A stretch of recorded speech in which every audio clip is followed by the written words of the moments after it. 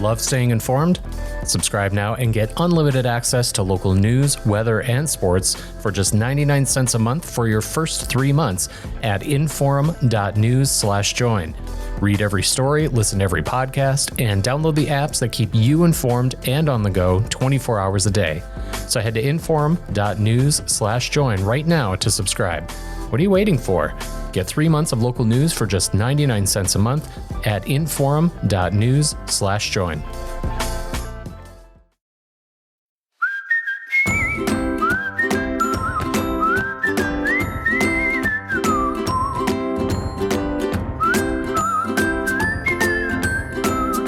Welcome to Plain Talk, and we're going to be talking about the gubernatorial race and not the Republican primary. We're going to be talking to Merrill Piepkorn, who's the Democratic candidate for governor, just announced. And he was, there was another gentleman, Travis Hipsher, he had announced he was running. He's since gotten out of the race, if you haven't seen that news. So at this point, Merrill, with the Democratic state convention looming this weekend, Merrill Piepkorn is the only Democratic candidate. So I'm assuming his endorsement at that convention is going to be pretty confirmed. Of course, Merrill joining us, Chad Oban, my co-host. And Merrill, I wanted to start out with the first question. I'm reading my colleague April Baumgarten's headline over her article about your campaign announcement this week. And it says, Fargo Democrat Merrill Piepkorn says he can bring North Dakotans together as he runs for governor. And so my first question is, how in the hell are you going to manage that? Because Republicans aren't even together at this point. If we look at a lot of the drama leading up to the NDGOP convention, I'm curious, how do you unite? And this isn't a North Dakota problem either. I mean, America is divided right now. How do you play a uniter in this environment? You know, why don't you start off with the tough questions, Rob, rather than pussyfooting around with these things? Well, you know, maybe making the effort to bring North Dakotans together. And you know how you really do that is that, you know, there are several Republican senators. I've been in the Senate since 2017 was my first session. And over the course of time, well, term limits is another thing, but you know, you get to know people over several years and over a few sessions, and you get to know people when you're walking down the hallway and talking with them. You get to know people when you're members of the Bolo Tie caucus that is comprised of Merrill Piepkorn and 5 Republican senators, and we have fun with that. And just getting to know people, and you get to know people in the committees when you're sitting next to a person in committee, and you're able to talk a little bit in between bills and during little breaks and such. And when you can get in the same room and just talk as people, and not put politics aside because that's why you're there, but just you get to understand other people's points of view. Even if you don't agree with them, you don't have to get mad about them, and you can talk about them. And most of these issues, you can find some common ground to work in and work with. The problem has been the supermajority of the Republicans, not just in the legislature, but also holding that governor's office for so many years. There hasn't had to be anything like that. And so I think getting a voice in there, representing the views of many, many North Dakotans is needed to have these discussions that you're talking about.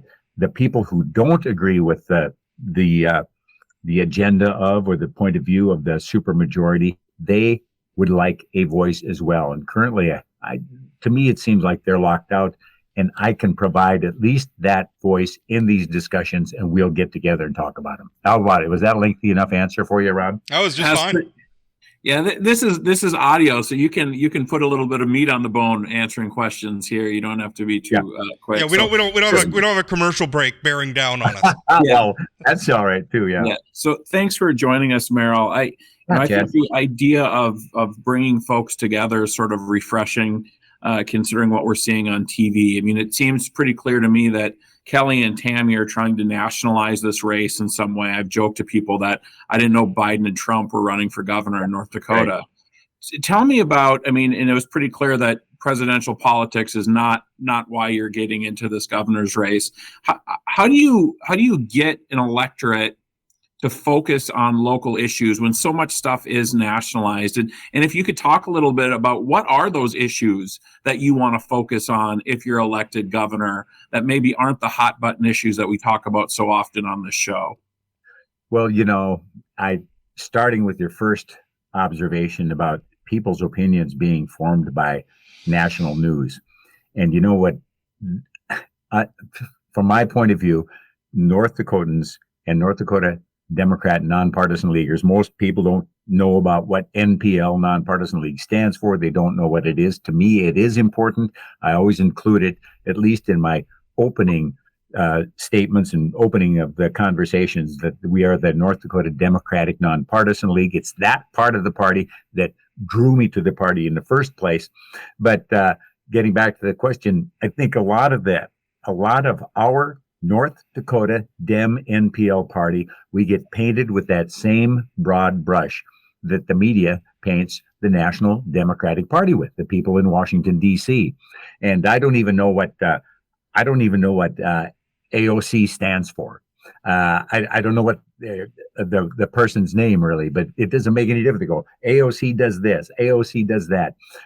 You get a few of the headline making things that several people are looking for those hot button issues. And then that's what goes out over Fox News. A lot of people watch Fox News. I don't even know why they call it the news. And there are the same news programs, news in air quotes, on the left. And people can select what news they watch. So I think that really, really hurts the North Dakota Democratic Nonpartisan League. We are ourselves, and we have our business to conduct here in the state. And at least public perception wise, they talk about Democrats being, high taxes and big spenders, simple as that. And now it's all the social issues that take the front. So, it's tough being, there's an uphill battle facing that national media painting North Dakota Dem NPLers with that same broad brush as the liberal Washington, D.C. politicians, because we are not all like that. And I would say we're quite independently not like that. So let's focus on policy then. What's your policy agenda? If we get past the November election, you're elected to a 4-year term as governor. What does the Piepkorn administration focus on? Well, let's talk about, I'm a firm believer in, to put it simply, and it can be nuanced. There's several ways to go about this, and people have questions about it. What does that mean? But simply said, public money for public education. That is the background of education in America and in North Dakota. My mom was a country school teacher for much of her teaching career. I was her student in a country school in first and second grade, had a great public education here in Fargo. Third grade, I spent in Stanley. Then the family moved to Fargo. I couldn't have asked for a better public education. My son was raised all the way from kindergarten through graduating high school in the Fargo public school system. So what does that mean as a matter of policy though? Because like when we get some of these rankings and it's like per capita spending on K-12 or per student spending on K-12. North Dakota usually does pretty well. I'm not going to say we're at the top of the list, but I mean, we punch above our weight. I think sometimes I feel like we do pretty well. So what does it mean, public money for public education? Because I think a lot of people hearing that saying, well, we're already funding public schools, and given how upset people are about their property taxes and the amount of property taxes are made up by K-12 funding, I mean, I guess quantify that beyond the headline. It is our duty, as I understand it, according to North Dakota law and the Century Code, to provide funding for full funding for public education, for public instruction. And so I think then what it means, you also mentioned property tax. And of course, a lot of the property tax is directly related to school taxes. Does that mean that perhaps we even more fully fund public education from the state of North Dakota? to take the pressure off the property taxes?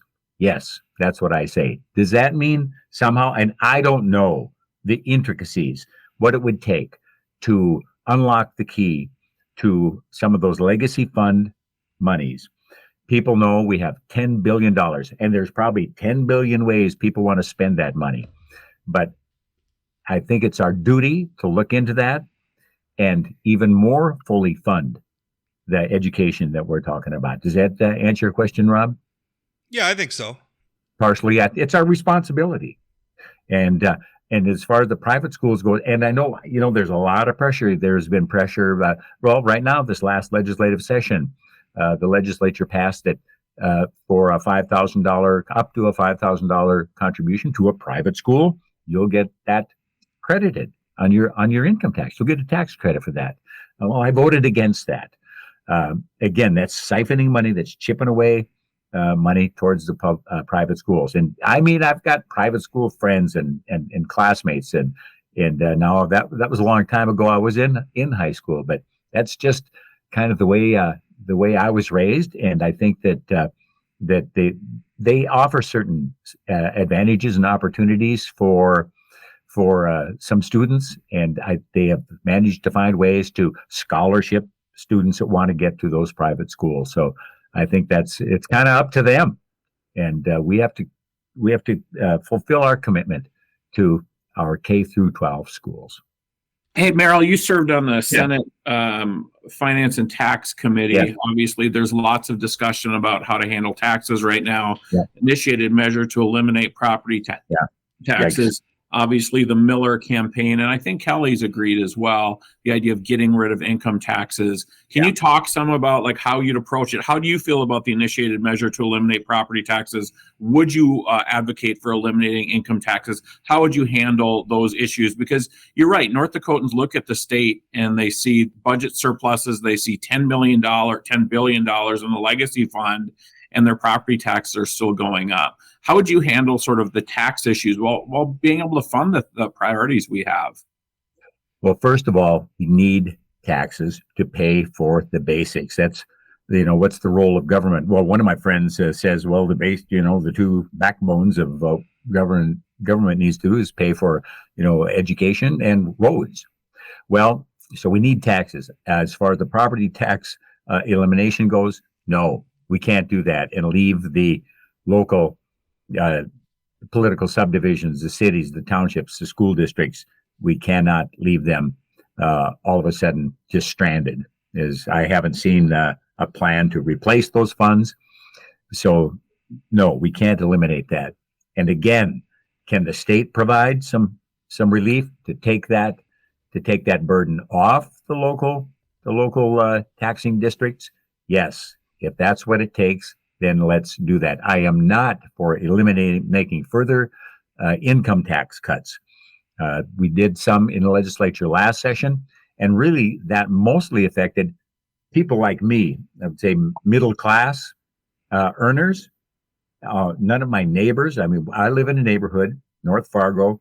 People own their houses, keep up their property, keep up their houses, and have invested in our neighborhoods, and they're growing kids here as well as green grass on their lawns, and don't complain. I didn't hear one complaint. Door-to-door campaigning is the most effective, and I did not hear one complaint about income tax. And I think that the tax breaks we got this last session, well, people are going to take them, but we cannot just eliminate the income tax for the higher earners. I'm just opposed to that. So the former governor, I guess he's been going campaigning for president. He's not the former governor. Our current governor was really, he was pushing that from the summer before the session began, and just support for that way. Yeah. It was a big goal of his, and it is not going to benefit your average North Dakotan, and will just benefit the rich in an unbalanced fashion. I can tell you, having looked at my own taxes, I am an average North Dakotan and am not rich. I work in the newspaper industry, for crying out loud. And, I have a broadcasting background. And eliminating the income tax would certainly benefit me. Paying for school lunches would benefit me more, but I think to say that it's not going to benefit anybody, I think is not true. Little over the top. Huh? Okay. Let me ask you this, because I'm listening and you're talking about spending more on K through 12, basically opposing tax cuts and everything. I started, my first question was, how are you going to unite North Dakotans? And I guess maybe a derivative of that question is, how are you going to win an election in a state like North Dakota? In order to win an election in a state like North Dakota, you're going to have to persuade a lot of voters who have been casting their ballots for Republicans in the past. What are you offering those voters to say, come away from Republicans and come vote for a Democrat? I mean, because I'm not sure that more spending and opposing tax cuts is going to do it. Again, why don't you get to the tough questions, Rob? Quit pussyfooting around with these feel-good questions. I'm sorry, right? I'm curious. Well, there we get to this common ground thing. Let's kind of narrow that down. Yeah, I mean, that's what I'm interested in. Where's the common ground between you and the however many Republican voters you need to peel away to win?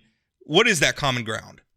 Yeah, that's a tough question. I haven't had my pollsters research the questions that are going to resonate with those kind of middle of the road Republicans.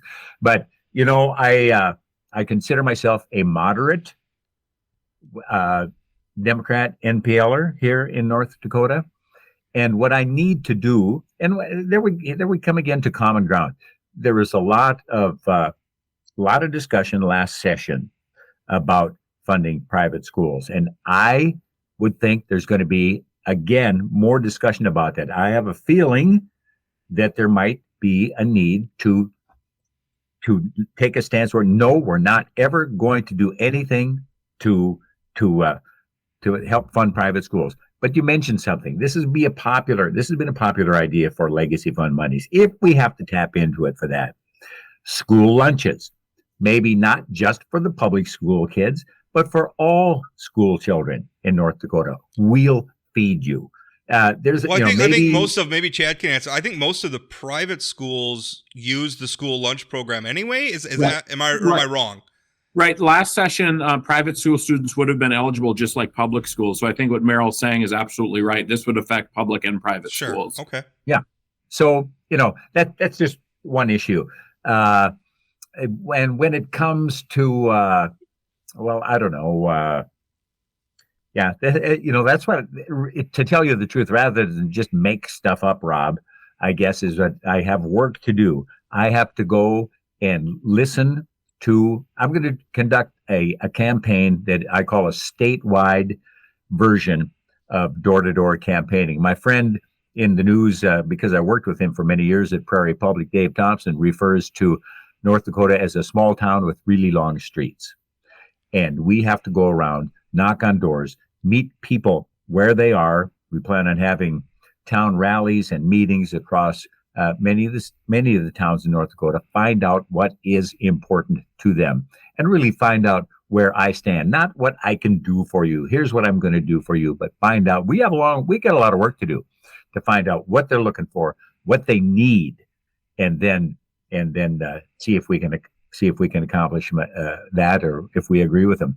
I know that the one thing we're always concerned about is infrastructure, roads, simple things like roads, the equipment that the oil business and today's agriculture businesses. We used to have those little dump trucks, the little tandem trucks, I think they're called, with the dump on the back of it. And you go get a load of grain, take it into the elevator, into your granary. Now they're tandem trailers on big semis. Our roads aren't built for that. It's our responsibility. I know townships are struggling all the time to find funding for roads. The roads I got heard from one person out there who works in that area with their township. Roads are flattening out. They're getting wider. They're flattening and just kind of spreading out, and they're getting lower and harder to maintain. So I don't know. That's kind of. I don't think I really answered your question there, Rob, but maybe you can steer me back to what you're looking for again. Well, I'm not trying to scare you. Merrill, you obviously have been in the Senate for 4 sessions, getting elected in 2016. Thinking back to your time in the Senate, what would you say your biggest accomplishments are? Because I think that's often a pretty good indicator of what type of governor you'd be, thinking about the issues you worked on in the session and what you've been able to accomplish, understanding perfectly well, being in the super minority, those accomplishments might not have been getting bill signs necessarily. But what did you work on in the Senate that you think you can bring to the governor's office? Well, that's an interesting question too, because one of my pet peeves is when politicians go out, either they're campaigning or maybe they're giving a speech to a group, is I introduced this bill and I supported this bill and we passed this, and maybe it's because I haven't had a lot of success. My first bill I introduced when I was elected in 2016.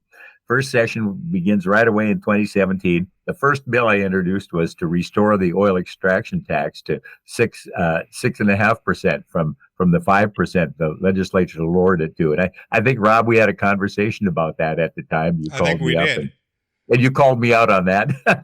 Yeah, and perhaps rightfully so. But yeah, so there was that. That one didn't fly too far. Okay, that got defeated on pretty straight lines. But I actually did sponsor. Well, I think one of the Republican senators kind of handed it to me because they were busy doing some other work. But making it easier for organizations like Habitat for Humanity. And again, Chad, I think this kind of goes back to where my feelings lie about our responsibilities as government towards our citizenry. We're talking about affordable housing, to make it easier for Habitat for Humanity, and there are a couple of other groups as well operating in North Dakota, to go about their business by not having to pay the small amount of a contractor's license fee. That's waived. But any little thing like that will be beneficial to the people of North Dakota. So that was a nice small thing, a bipartisan thing. There was a law that was brought to me by Chief Zabalski of the Fargo PD. A real common sense. I won't go into the details about it, but the purpose of it was to cut down on high-speed chases through town by using modern technology and cameras and so on, and giving time and tracking down the owner of the vehicle.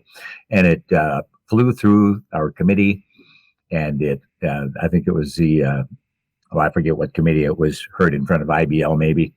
And then it passed in the Senate with a considerable majority, and then came out of committee in the House with the do not pass, and then was defeated in the House. I think maybe for just political reasons, because it was a kind of a common sense, not a harmful bill. And so politics kind of got in the way, but we had a lot of, that's the way the legislature worked. It had a lot of bipartisan support in the Senate and not as much in the House, and the bill was defeated.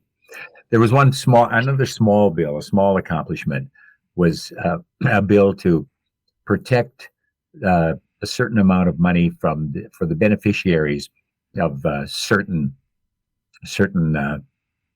life insurance, so that, for example, if a person had a certain amount of life insurance in a policy, and they died bankrupt and creditors came after that life insurance policy, this would set aside at least a certain amount of that money for the beneficiaries. And that received bipartisan support and passed. And it wasn't an exceptionally large amount of money protected, but it was originally originally intended for those beneficiaries. And so that was an accomplishment, and it didn't receive too much resistance, and that was a bipartisan bill as well. And then just jumping in, there was a lot of controversy in the legislature in game and fish when it came to this baiting of deer baiting and trying to control the chronic wasting disease. And I have a lot of respect for the Game and Fish Department, and I have supported them in nearly every one of their efforts. They just do a great job managing the wildlife here in North Dakota. In fact, yesterday we had a press conference. I would say Tuesday morning we had a press conference. What was that? Tuesday, April 2nd, 9:00 press conference in Fargo. That afternoon, 2:00 in Bismarck. So we drove out there on I-94 at a reasonable speed, yet still making it on time. And the flocks of snow geese and maybe some honkers mixed in there as well. Just incredible. You know, that drive across North Dakota, a lot of people complain about it. I think it's beautiful. It's different every time. I like it. But, you know, we got a game and fish department they're in charge of managing that wildlife. So I was standing with Game and Fish, and I got some calls from people that were very intimidating towards me. And I know our game and fish biologist, who was, you know, I got to stick with the science on this. They're doing the best to preserve our game and protect. I wrote about that debate, and it got ugly. Unfortunately, and I'm telling you, when people are calling me and just not threatening me physically, but I'll tell you what, this is, and using intimidating, I will call it, rather than threatening language. That's not going to fly. So I stood by my guns and by my guys there in Game and Fish. And just a couple of things. I think we have really, really good people working for the state. In any of the departments that I've gone to for my business, Secretary of State's office, business registration, the tax office when I've needed help filling out a form for state or my business or personal income tax. Really, really good people. The director of financial institutions, the securities commissioner, and all the people work in those offices. Boy, it's a good quality of people we have working for the state. So that's kind of a summary there. What we were just saying about that baiting bill, and that was, I think at one point, and I don't want to, but at one point that bill had more submitted testimony on it, I think, than any other bill this session. You think about some of those bills. There were some, like some of the transgender focused bills or whatnot. Those were really kind of headline making, drew a lot of passionate response from both sides. The baiting bill, by my count, I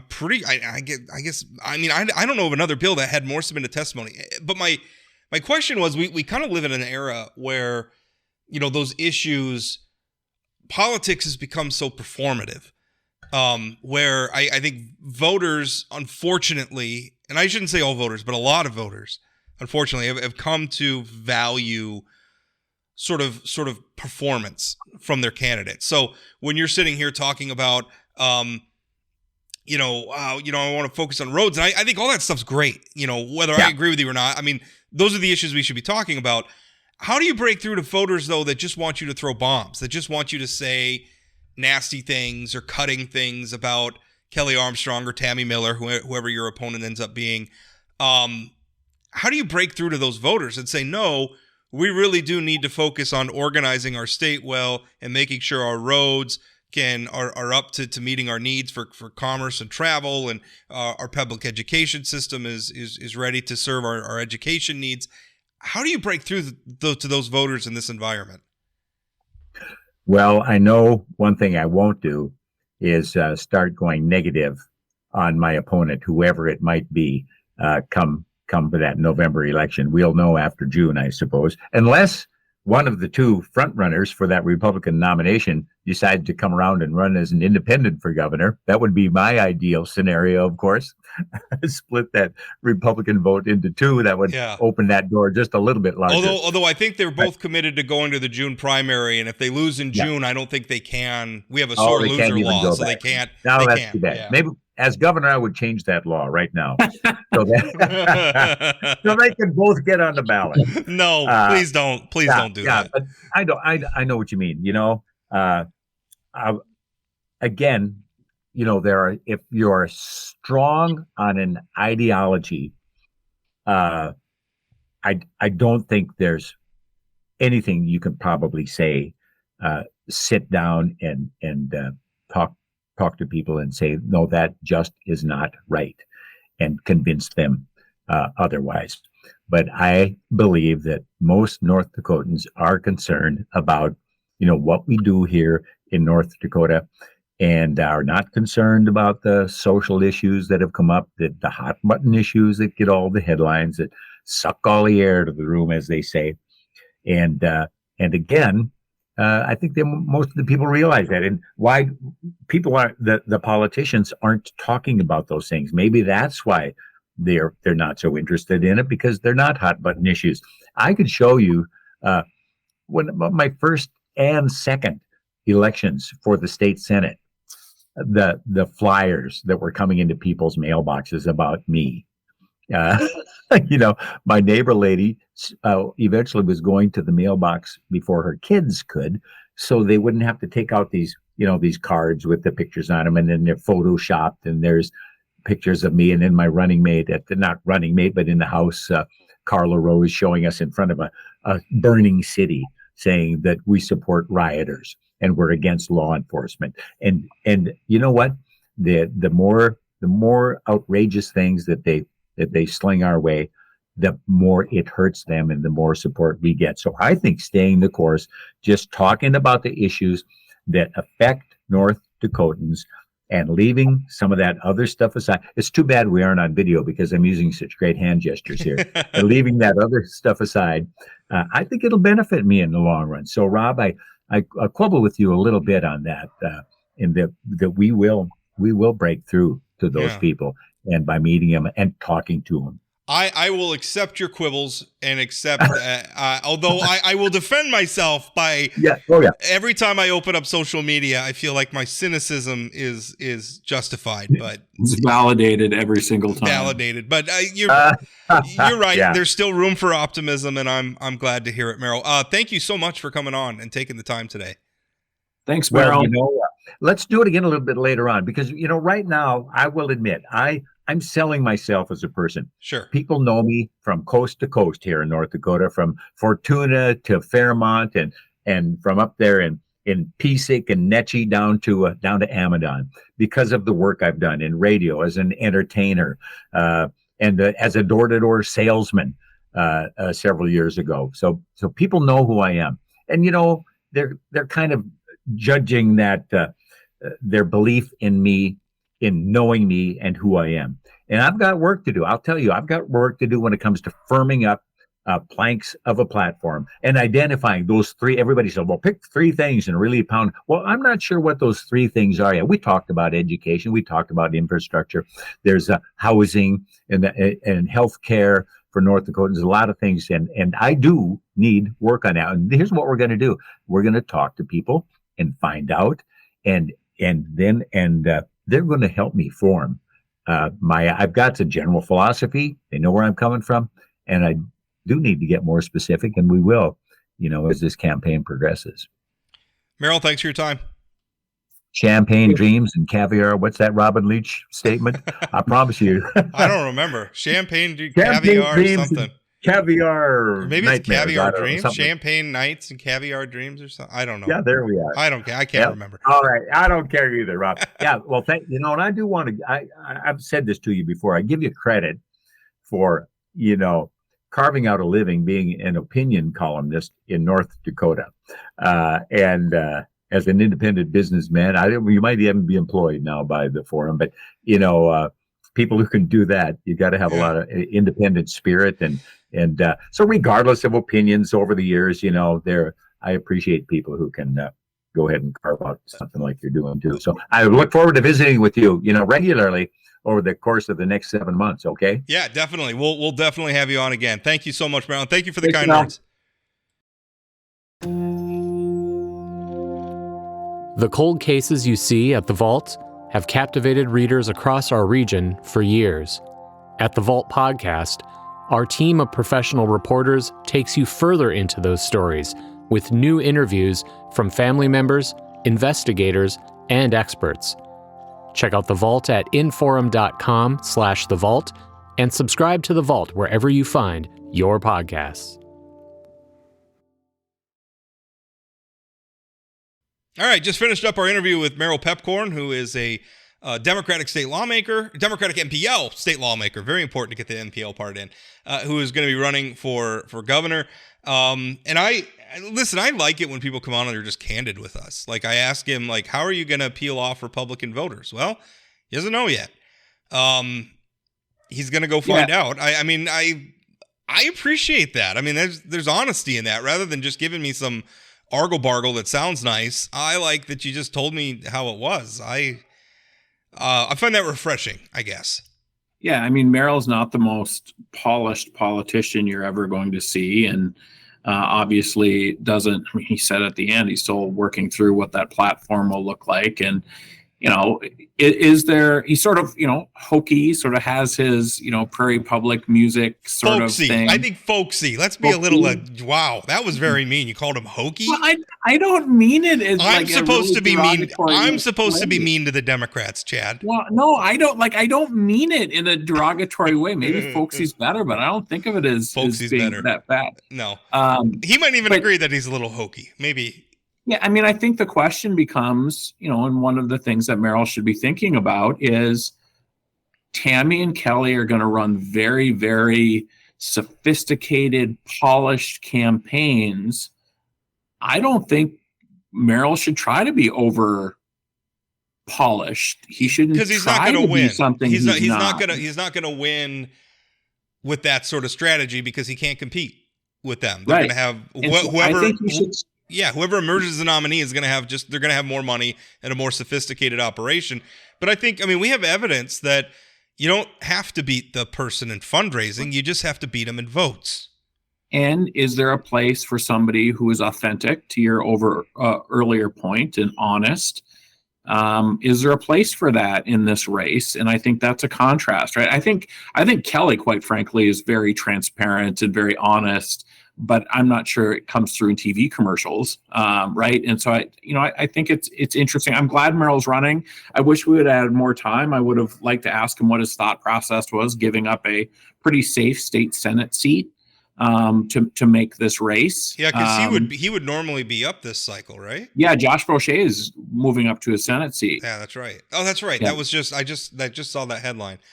Yeah, so I think it'll be interesting. I mean, again, I don't know that he's as polished as he's going to need to be on policy, but he'll get there.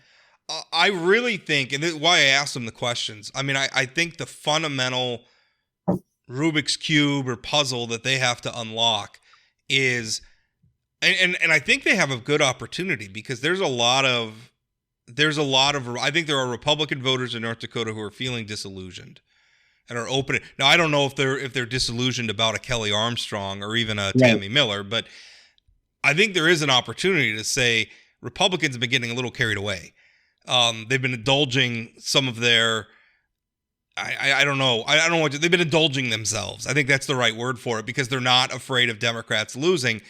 I think there are Republican people who have been voting for Republicans who are persuadable, and I think landing on what that right message is. And I think for someone like Merrill Piepkorn, I think you have to leave some progressive hobby horses behind and really focus on those issues that are going to unite a bipartisan coalition to elect you.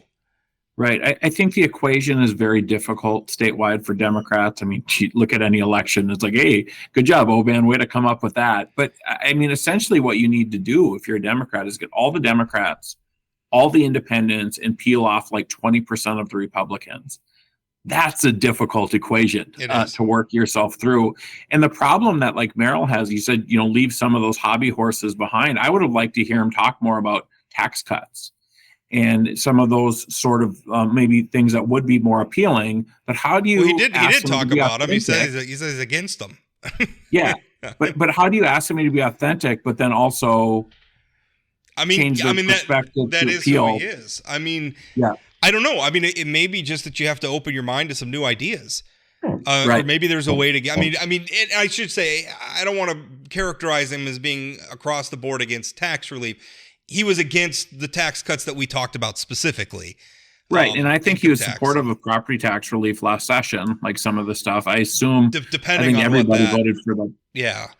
On what that, I mean, sometimes that's not a tax cut. Like if it's just the state using my state tax dollars to buy down my property taxes, you didn't really give me any tax relief. Sure. Anyway, we could have a whole show just on that, but I am glad. I think he's a real, authentic person. I think he's genuine. I think he's going to run an honest campaign. And I look forward to watching it. I think I really, even though Merrill Piepkorn is not, because I've watched him in the legislature. He alluded to it, joking a couple times where I've probably zinged him a few times on some things. But what I'm really interested in is Republicans feeling some heat in North Dakota. I think that would make Republican leadership in North Dakota, if at the very least they had some fear of losing some elections. So, Rob, I think some kudos to the Dems leadership. I mean, to have Trygve Hammer, Katrina Christensen, and Merrill Piepkorn, those are all, I mean, not perfect candidates, but pretty strong candidates in really, really uphill races. And so, kudos to them. I think Katrina's much improved. I think Trygve's got a great resume. I think Merrill has some skills in connecting with people that probably come from his. So I think you're right. I mean, we need to admit that we're grading on a scale here, but for sure, it's on the scale of it being a really, really, really, really hard environment. Yes, to recruit and compete in. Absolutely. And that's not me being. I mean, that's just reality. I'm not trying to be a jerk to these people. It is what it is. Well, let's talk a little bit. Let's switch gears and talk about something nationally. Doug Burgum spending Easter at Mar-a-Lago in Florida with the Trump family. And the interesting thing about that is it wasn't ballyhooed anywhere, right? Like it wasn't. Normally politicians, you follow their social media and they're taking pictures everywhere they go, right? And you're getting in granular detail, like I went here and I met with these people. I went to this diner and I ate an omelet with these people. Like I mean, they're doing all this stuff. And then all of a sudden he goes to Mar-a-Lago and nothing's on social media. I catch wind of it because some Trump superfan who's at Mar-a-Lago is filming like from afar behind the velvet rope, filming the Trump family, and who just happens to be in the background but Doug Burgum and North Dakota's first lady. So, I mean, I thought it was really interesting why he was down there. And then, Chad, you haven't had a chance to read this article. It published just as we started recording. But it turns out, I mean, if you've been watching some of the fundraising stuff where Joe Biden and the Democrats have been putting up big fundraising numbers nationally, there's been a lot of headlines sort of, contrasting that where, basically contrasting that where, Trump is lagging. And so the Trump campaign's been hyping this upcoming fundraiser at Mar-a-Lago in Florida, where they're hoping to raise like $33 million or something like that, which kind of tells me if they're putting a specific figure on it, it kind of feels like they're setting a bar because they already have some commitments or anything. But anyway, somebody, after my post about Burgum being there, somebody sent me a copy of the invite to that, or one of the flyers or something advertising that fundraiser. And guess who's mentioned as a special guest? Basically a headliner for that fundraiser, which, by the way, you can get plates for at $814,000 per person. So do you want to split a seat, Rob? It's Doug Burgum. You and I split one? Yeah, sure. If we split it a couple hundred ways, maybe we could share the plate. I could sell my house and still not afford half of that of that plate. So no, I don't. But anyway, But I mean, Rob, you have to look. It does cover Trump's legal bills. So, it does. It goes to a good cause. Yeah, just like his Bible sales revenues go to helping him defray the cost of the defamation suit against him from the woman that he was found civilly liable of raping. So great stuff all the way around. But Doug Burgum's down there, and I don't know what else he's doing other than he's angling for that proud tradition of being one of the donors who get a cushy administration appointment in the next. And by the way, proud bipartisan tradition. Sure. Everybody does it. But I mean, I think that's what he's angling for, right? I mean, why else is he in Mar-a-Lago doing this? Rob, all I can say is yuck, yuck, yuck. There's a saying that the kids use about somebody being too thirsty for attention. I feel like that's what Burgum's coming across as. It feels like, I mean, I'm sure he was invited to Mar-a-Lago, but it feels like he's just, following Trump around and doing whatever Trump wants. And I don't know, spending Easter with the Trump family rather than your own family doesn't make a lot of sense to me. Well, you pointed out before we were that when Burgum ended his presidential campaign, he held a press conference. And sort of tearfully, as he's wont to do, very emotionally. He emotionally talks about wanting to spend more time with his family, and then spends Easter with the Trump family. Yeah, and who knows? He might have been with his family before that, or whatever. Maybe his family's with. I don't know. I don't know. Yeah, it does seem to me, though, if you're a North Dakotan, it does seem like our governor is far more focused on his future gig than his current gig, and has been for some. I mean, Piepkorn jokingly said our current governor, Doug Burgum. I just hope we're not missing things back here because he's more focused on getting Donald Trump's attention than. I mean, we're probably not. I don't like it. You know, I don't know what, but I mean, let's put it, because I think there's probably people listening to this who are saying, well, Port and Oban just don't like Donald Trump. So of course they're going to be grossed out that Doug Burgum is down there, you know, ingratiating himself to Trump. But here's the thing. What about what Doug Burgum himself has said about Donald Trump? I mean, remember when he was running for president and somebody asked him, is Donald Trump somebody you do business with? And he said no during a national television interview. He said no.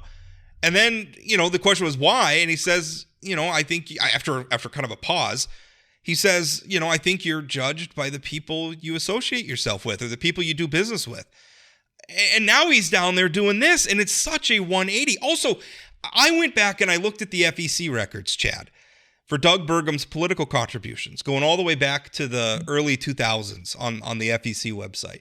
And it's about what you'd expect. A lot of donations to Republican congressional candidates, mostly here in North Dakota. People like Rick Berg, Kevin Kramer, John Hoeven, Kelly Armstrong, down through the years. Also some donations to Republican president, you know, congressional races in other states, Montana, you know, and then also, you know, he donated to the George W. Bush camp, Bush Cheney, donated pretty straightforward stuff. Donated to Mitt Romney, donated, but in 2016 cycle, so that's when Trump's ascended, doesn't make any donations to Trump in the 2016 cycle, does donate to Marco Rubio, who was running for president that cycle, but not Donald Trump. You go to the 2020 campaign, no presidential donations at all from Doug individually. I went and looked at his presidential campaign. His presidential campaign doesn't have much money left in it. It's got, you know, less than $100,000 and then like almost $14 million in debt, most of which is owed to the candidate himself because he loaned almost $15 million to his campaign.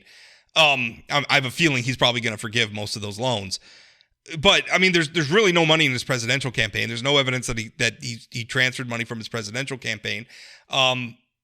So I mean, if he has supported Donald Trump financially in all the years, you know, since 2015, when Donald Trump came down the escalator and launched us into this era of politics, I can't find evidence of it, which again is just, I think that's part of, I mean, even if you like Donald Trump, this about face that Doug Burgum has gone for, somebody who, again, I can't find a reported dollar that Doug Burgum has given to Donald Trump to be elected. And it's not because Donald Trump has changed for the better during that. It's not like in the 2024 cycle, all of a sudden he's moderated himself. I mean, he's become worse. He's less moderate. I mean, and again, maybe you like that. Maybe you're a big Trump fan and you find that appealing, whatever. Trump is more Trump. He has become Trumpier. I think we can all agree on that. That's not where Doug Burgum has been historically. No. And so I think you're right. I mean, to your first point there, you know, Chad Oban, Rob Port don't like Donald Trump. But Doug Burgum said, basically you're judged by the people you hang out with. Well, we're now judging Doug Burgum based on the people he's hanging out with. Yeah. And he's spending the Easter holiday with Donald Trump at Mar-a-Lago. And then I think the other thing that it's just not relatable to people to be able to cut a check for nearly $1 million to go to a fundraiser. I mean, just not. There is a cheaper option. I mean, let's not, for only $200. That's if you want to be at the chairman level, $814,600 per person. There is a cheaper option if you just want to be at the host committee level. That's $250,000 a person, so only $250,000. Where's the $100, $250 level? Is that one on there somewhere? I don't see it. Wasn't on what was sent me. So okay. I don't know if there's lower levels, but generally, Rob, you don't have $100 level along with an $800,000 level. That's not when you're looking at. By the way, Harold Hamm is on this list of co-chairs. But I mean, it's Robert Wood. These are some Robert Mercer, Rebecca Mercer. I mean, these are some high, rich people. Very, very, very rich people. I like to call them high net worth individuals. Rob. High net worth individuals. And then the special guests are basically our Senator Tim Scott, Governor Doug Burgum, and Vivek Ramaswamy. Sounds like a tryout for vice president to me. It sure does, right? Tim Scott, Doug Burgum, or Ramaswamy. I mean, that's if not the entire short list for VP, that's a good chunk of it right there. Yeah, I saw a list of like 8 names over the weekend. I think Politico had out, and Burgum was one of those 8 names. Yeah. So is Kristi Noem, and then a handful of senators. Kristi but Noem. I don't know. Kristi Noem's too busy cutting ads for dentists. So weird. So weird. I don't know if anybody. I don't know why I'm diverging into that, other than it's flipping weird. Listen, corporate sponsorship of governors is weird. Right. Although I recently had our mutual friend Dean Mitchell told me he was at the Oklahoma State Capitol, and the Oklahoma State Capitol has corporate sponsors. Like there's banners of corporate sponsors, and I'm sure it's for the building or whatever. But how strange is that? Well, I mean, Burgum, when Burgum started doing, because normally like when the governors in North Dakota do State of the State addresses, they do them to sessions of the legislature. So it's Burgum started doing them every year, which. Fine. I mean, if the intent is to share information, but I zinged them because they had corporate sponsors. Yeah, but could you imagine going into the Great Hall at the Capitol and having sponsored the by North Dakota legislature, brought to you by ConAgra, North Dakota United? Yeah. I wish. No, I don't want to do that. Okay. This division of the North Dakota National Guard brought to you by the Chamber of Commerce. Altria. That sounds terrible. I don't want that. I think that's gross. Hey, Rob, speaking of corporate sponsorships, what are you doing this weekend? Where are you going? I am going to the North Dakota Republican Party convention in Fargo. You wrote some really interesting things about what's going to happen at the outset of this thing. It is going to be chaotic from the get-go. I mean, setting aside, like, all the finagling, I mean, we've got 15 or so resolutions that we've talked about on the previous show, and I've written about, some of which are very controversial. Each one of those are going to be debated individually. They're all going to have hand counts of votes. I mean, everything else, but so if you've ever been to a political convention, you understand it. It's basically like a governing body for the Republican Party. And they have party business that they're going to do because all these delegates have been selected from districts from all over the state, and they're coming together almost sort of like a legislature in a way. Mm-hmm. And they're there to vote on these issues. But one of the things is like credentialing the delegates, right? Is making sure, okay, everybody who's on the floor and who's going to be voting is here properly. And you understand it's a political process, so, I mean, I'm sure there's a reason for that rule where maybe one candidate or somebody's slipping a bunch of delegates in the door. So that's one of the first things they do is they credential the delegates. Well, there's been a huge food fight over the delegates from District 37. Now, District 37 held their delegate election back in early January. And Rob, 37 is in Dickinson. 37 is in Dickinson. It's the home district of House Majority Leader Mike LaFleur, which is notable. If you haven't been reading my stuff, I'm going to tell you why that's notable here in a minute. So district back in January. So we come up on the convention. We're now in late March, and the credentialing committee. The party has a credentialing committee that makes sure it gets all the reports from all the districts, like, okay, these are our delegates for the convention, and they go through it, and there's an opportunity to lodge any objections to those credentials before the convention. And the reason why they do it before the convention is they don't want the opening hours of the convention to be a 12-hour food fight over each individual person's, so basically, if you're going to challenge delegates, you have to bring it before the credentialing committee. Well, there's a group of MAGA-aligned, populist-aligned district chairs, and up to and including some party officials like Republican National Committee woman Lori Hines, who challenged District 37's delegates, said they didn't elect them properly. That they didn't follow the NDGOP's rules in electing the delegates. Now, of course, District 37 disputes this. But the timing is, like, the Hines and others who brought the complaint says they knew about this in January.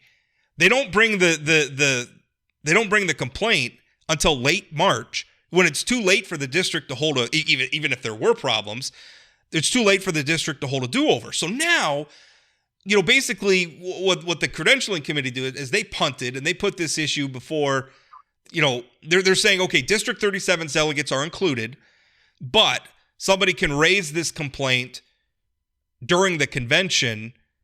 And so what's going to happen is, like, one of the first thing the party does, right? Like, we have music, and then somebody says welcome, and then we do like the national anthem and all that kind of stuff. And we have a prayer, and then they have to credential. And before we even get to that, there is going to be a food fight, assuming somebody objects. There's going to be a food fight over whether District 37 gets seated. And it's so, I mean, there's so many parts to this, because like part of the motivation is like really the only competitive race at this convention for endorsement is the Republican National Committee race. Shane Gettle, who's been a longtime member of the Republican National Committee, to the point where he's almost on the executive committee of the National Party. He is being challenged by a gentleman by the name of Steve Nagel, who's an anti-vax chiropractor, who's very much in the MAGA wing. So part of the motivation, I think, is District 37 has normie delegates, and blocking District 37 probably helps Nagel, because the gubernatorial race, Tammy Miller's not participating at the convention, so Kelly's going to win the endorsement by default. In the House race, it's Julie Fedorchak and Alex Balaz, and I think, or I don't know how to pronounce his last name, but that Rick Becker can't participate by the rules. So, you think that so those really aren't, as things stand now, those really aren't competitive races. Right. That Republican National Committee race is the only really competitive race. So there's that. And then there's also the fact that Mike LaFleur made the mega crowd and the party mad when he called on Nico Rios to resign after Nico Rios berated law enforcement officers with homophobic and racist comments when he was being arrested for DUI. LaFleur asked for Rios to resign. LaFleur stripped Rios of a committee assignment to the House Judiciary Committee. And then that made so mad that Sandy Sanford, the party chair, who initially joined LaFleur in calling on Rios to resign, went on a talk radio show and backtracked on that. So it's a power move, right? So Rob, a couple observations. And the first one is, we live in a state where Shane Gettle is not conservative enough for the Republican Party. Shane Gettle is a conservative, right? Yes. I mean, there's no doubt about it. That is crazy. Secondly, I couldn't help but think about you talking about Representative Rios. The column you had up this weekend of his back and forth with Senator Scott Meyer. Clearly, Representative Rios has not learned his lesson. Continued to just casually use homophobic slurs, transphobic slurs. He asked Senator Meyer Senator Meyer didn't exactly cover himself in glory in this exchange either. But Senator Meyer, tweets at him like, "Are you drunk?" And then Rios comes back and says, "Are you gay?" It was clear to me, based on the timing, that there probably was alcohol flowing through both of their systems. Know that. I don't know that to be true. But here's what I'll say. Both of them, and we're getting off topic slightly, should be absolutely embarrassed as elected officials for what they engaged in the wee hours of the morning, and that both of their caucuses should look at what they're doing there and have some conversations, because that makes North Dakota look bad when there's these stuff flying back on Twitter. And both of them, get off of Twitter, for God's sakes, you're elected officials. Get off of Twitter at 2:00 in the morning too, by the way. Yeah. Or 1 o'clock, whatever it was. But going back to the convention, so let's play this out. So they have a vote, and it sounds like you're not sure if they have the votes to maintain the delegates from 37 or not. Let's say they throw all of them out. Do then all the normies walk out of the convention? If you're Kirsten Baszler and you're up for the letter of support for DPI, and it's your son who's the chair of District 37, do you stay at that convention and ask for those people's Mitch Baszler? Right. Do you sit there and ask for their letter of support for the superintendent of public instruction? So here's another scenario. In 2022, we saw either the Bastiat, the MAGA wing, whatever you want to call them, we saw them try to unseat Perry Schaefer as the chair of the convention. Now, the chair of the convention is basically the person up front. They, with input from a parliamentarian, they make rulings about, rule changes or whatever. I mean, they're presiding over the process. So, and then they put up Gary Emeneth, who lost another election. Who lost, yeah. So, all right, stop sidetracking me.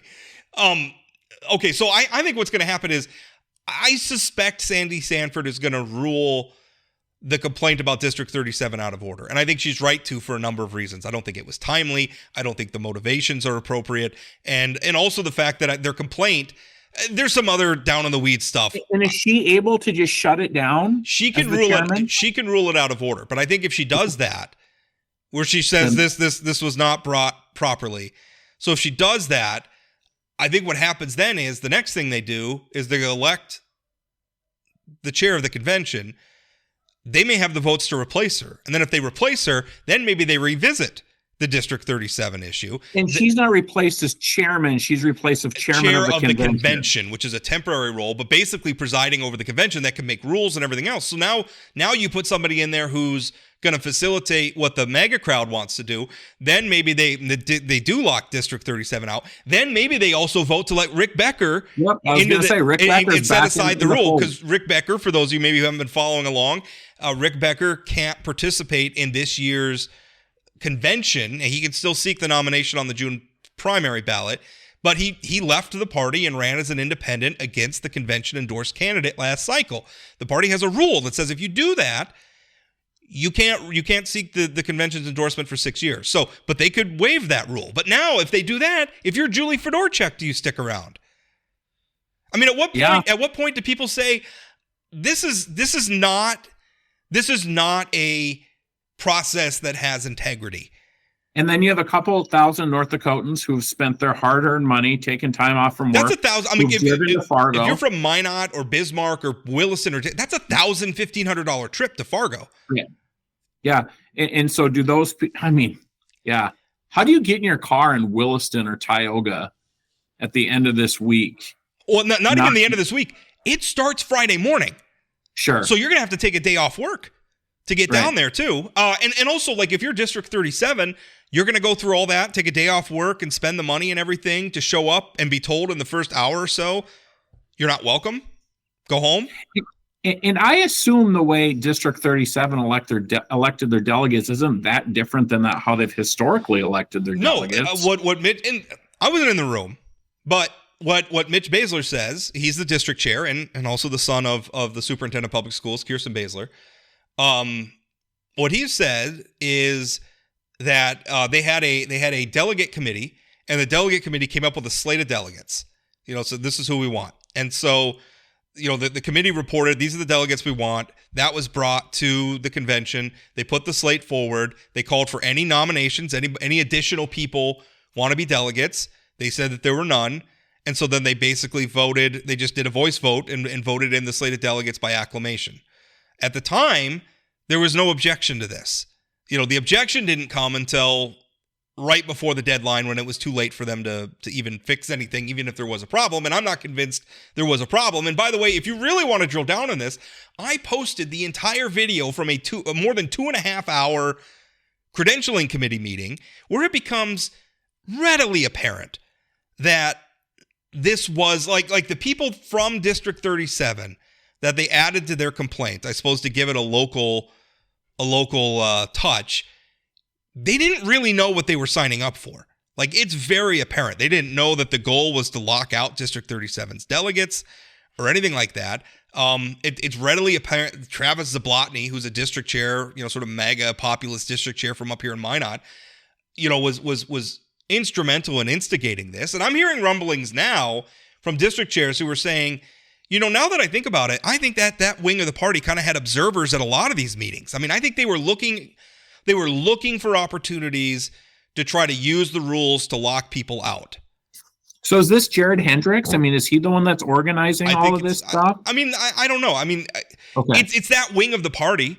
Sure. But sure, like Lori Hunt, Travis Zablotny. Those are the people that are involved. And I realize there's a lot of people probably listening to this and their eyes are rolling back into, who are these people that you're talking about? I understand how down in the weeds this is. But the reason why this is important is this is North Dakota's dominant political organization. The people who get the Republican endorsement, the people who get the Republican nomination, win at the ballot box.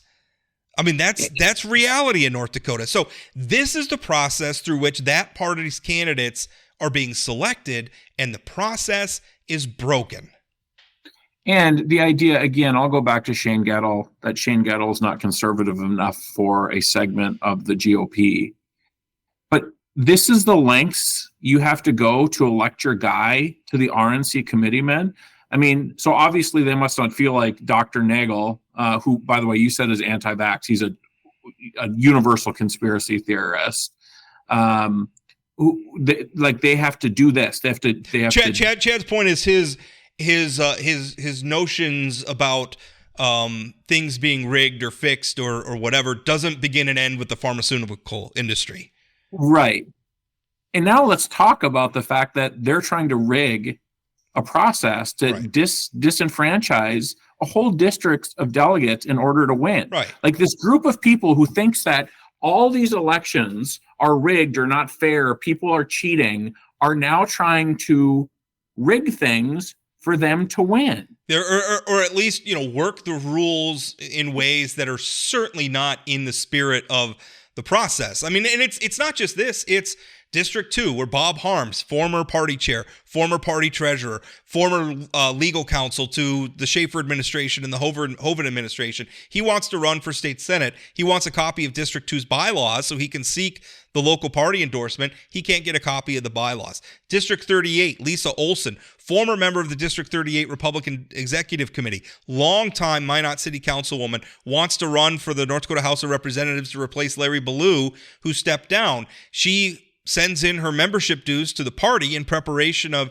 seeking the convention endorsement, and the executive committee votes to not even allow her to be a member of the party. You go to District 30 in Bismarck, where the incumbents are being asked to run against a district chair who is also running against them.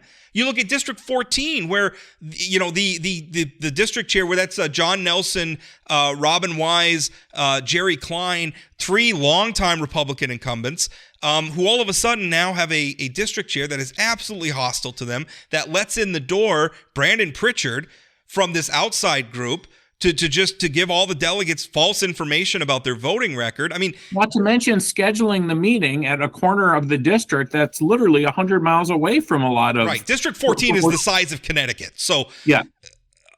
I mean, it's just one thing after another where they're not... Their intent is not to run a fair and open process. Their intent is to run a process that is conducive to the outcomes that they want. And that is wrong. While absolutely convinced the 2020 election was rigged, while absolutely convinced the North Dakota elections aren't run fairly. And maybe that's why they don't think things are done fairly, because they're projecting. They're projecting. They know what they do when they're in power. I mean, I don't know how else to look at it. And I mean, listen, whatever happens with this election cycle, and I don't know how much the stuff at the convention is going to matter. I mean, ultimately, the House nomination, the gubernatorial nomination, those are going to be settled in June. But Rob, if this convention turns into a chaotic situation, and generally I think they figure stuff out so it doesn't end up in worst case scenario. But so what is the endorsement worth to Kelly Armstrong? What is the endorsement worth to Julie Fedorchak if the whole thing is like just gross and you're talking about disenfranchising we only have 47 legislative districts, and you're talking about kicking out a whole one. The whole community of Dickinson's delegates would not be... There's some other Dickinson area districts, but a big chunk of them, sure. That's Kelly Armstrong. Well, Kelly Armstrong is District 36, right? So he was on but it's his home community. They're just going to disenfranchise these people from participating. And if you want a fair thing, like your point, Lori Hintz would have brought this forward earlier so it could have been fixed. But the goal of waiting till the last minute is to make it so they can't fix it. I don't know. But here's what I will tell you. You mentioned the House candidate up in Minot. The wonderful thing about the other not dominant party in North Dakota, they'll take anybody. Just show up. Show up. They'll take you. Well, they don't even charge you money to be part of their group. That's what that was the point I was making about Merrill Piepkorn is I do think Democrats have an opportunity. And I think that if Democratic candidates this cycle, and I'm not convinced that they will, but if they can narrow their focus to issues that are attractive to people who have been voting for Republicans, who are feeling disillusioned with the Republican Party, not just in the Trump era, but maybe, I don't know what we would call it, the Lori Hines era, what's happening to the North Dakota Republican Party, where it's become chaotic and they're looking for a landing place. I'm really interested in what Democrats are going to offer. Now, I'm not convinced. I will believe it when I see it. I'm not convinced that they can, but they should. They really should. Right. Yeah, and what does that look like? Like, we're talking about this inside the weeds thing that's happening at the Lori Hintz era. But it's not we're talking just about a general election where the vast majority of Republicans who are going to vote in the general election have no idea what we're talking about. But it's not just that. I'll tell you what they do know what we're talking about are the Stenjum email situation. What they do know what we're talking about is Jason Doctor getting a sweetheart lease deal. All the other things. Or the power sort of thing, yeah. The relentless focus on social issues that are, I would argue, are probably outside of what most North Dakotans want. It's not just it manifests itself in the hyper inside down in the weeds stuff that we're talking about, but it also manifests itself in ways that are very, very visible to the general electorate. So let's talk this through a little bit. How do you avoid if you're Trygve Hammer and Katrina Christensen, I think it's even more difficult to sort of localize a race, right? Because it's a federal race. They can't talk about. They can't. I mean, what are they going to get talking about Stenjum emails or whatever?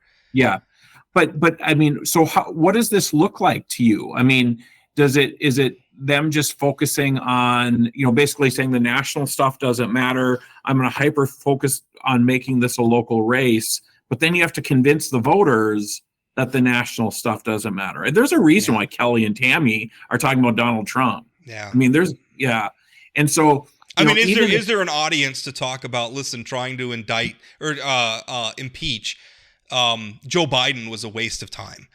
And that even Republicans at this point should admit this because it's gone nowhere. Is there an audience for that in North Dakota? I don't know that there is. I don't know. Do you think there's an audience of non-Fox viewer Republicans that would be open to a Democrat? I mean, I don't know if we're there yet. I mean, the thing that I keep thinking of is that there's a basic truth about political movements, and you win through addition, not subtraction. And right now, the North Dakota Republican Party is in subtraction mode. I mean, they are literally trying to exclude people. And the Dems need to figure out how to be in addition mode. How do you give those people a place to land? Right. And I'm not prepared to offer an answer. I'm also not prepared. I mean, I'm going to tell them to be conservative, traditional Republicans because that's what appeals to me. And I understand they can't do that. They're not Republicans, they're Democrats. Right. And that's it. We one hand we say we want authentic, but on the other hand we're saying, but don't necessarily be true to yourself. And we're seeing it on the Republican side. I think there is a way to triage, though. I think there's a way to prioritize. Yeah. Well, and I think there are people who prioritize the issues you're talking about. We've talked a lot about on the show. It's about style, right? Here are the things that I'm going to focus my time on. I don't care about this other stuff. I'm not going to focus on social issues. I'm going to talk about the issues that matter to you. Now, the question is, and I'm with you, I don't know that there is an audience for that in today's. There may not be. I'm wondering, maybe this cycle isn't the cycle, but I wonder how much longer, Republicans in North Dakota and the MAGA movement can hold things together when it's constantly stabbing everybody in the back. I don't know how you do that. It is interesting, though. There also is sort of in the normie Republican world, with these primaries going around the state, is how are Democrats going to help the normie Republicans? And part of me, I understand that it's good for the government. It's good for the state of North Dakota to make sure the normies win the primary. But you're cannibalizing your own party. Well, but it's not the Democrats' job to fix this. Yeah. I made that argument back when Doug Burgum was running in 2016.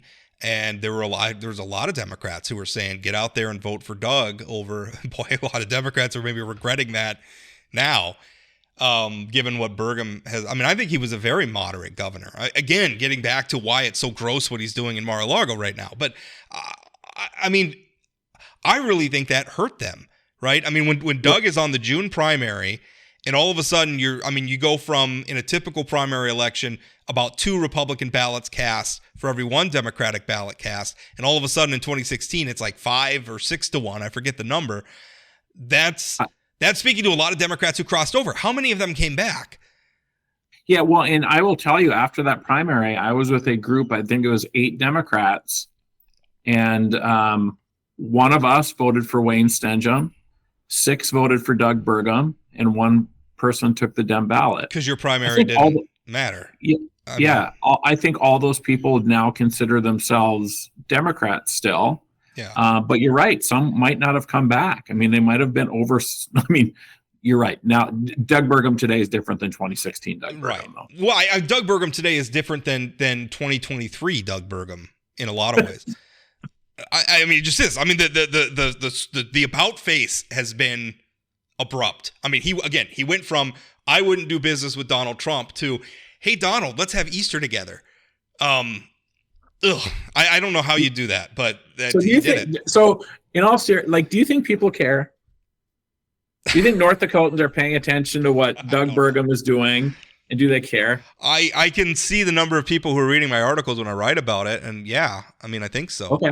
And I talk to people who care, who are like, especially that. I mean, do they care about some of this down in the weeds that you and I are talking about? Although I will say my District 37 are also very, very well read. So, yeah, I mean, it's hard. I mean, I don't know how much this penetrates. And again, my audience is a very engaged audience, but they're also an influential audience. So I don't know.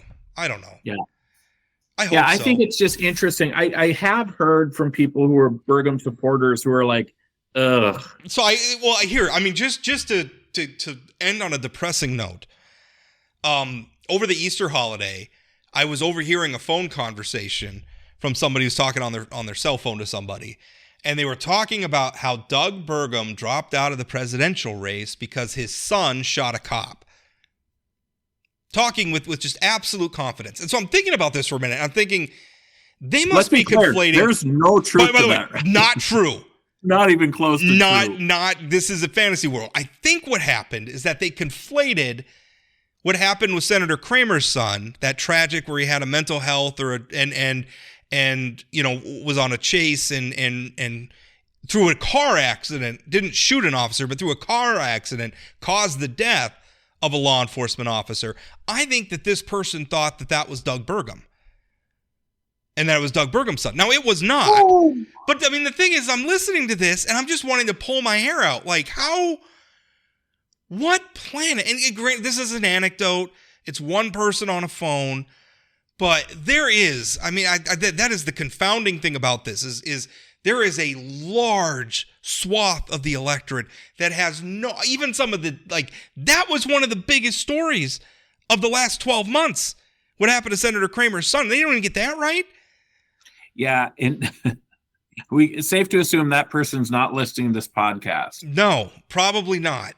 Or if they are, they're not listening very closely. Yeah. And their vote counts the same as ours. Welcome to democracy, my friend. Amen. It's the worst. It's what's the saying? It's the worst system of government except for all the others. Anyway, we are massively over, but maybe that's good. You got some bonus content because I don't know if we're going to have a podcast this weekend. I'm hesitant to schedule anything because the Democratic convention's going on at the same time. The Republican convention, I think, is going to be chaos. I just don't know. So if you don't hear from us, maybe we'll try to do something Monday. Otherwise, we'll be back to Wednesday. I don't know. Chad's shaking his head. So I don't know when we're going to... I'm going to watch baseball again Monday, Tuesday, Wednesday. Man, the Dodgers in Minneapolis. I am so jealous. Okay. By the way, a nice performance for the Yankees last night after you jinxed them. I did totally. Because I was spiking the football. Can you blame me for feeling good? We went into Houston and hung 4 L's on the Astros. Listen, it's not often that I'm like, yes, go Yankees. But when you beat the Astros and the Diamondbacks, this Dodgers fan is all for it. That's right. We did beat the Diamondbacks. But we didn't last night. Did not go swimmingly, but we could still win the series. All right, yeah. We're gonna end it there. We got our boring baseball talk in. We gave you almost 20 minutes of bonus content on this episode. There's probably not going to be a podcast this weekend, I'm guessing, but we'll see. But anyway, thanks for listening. We will be back again at some point. We'll talk again.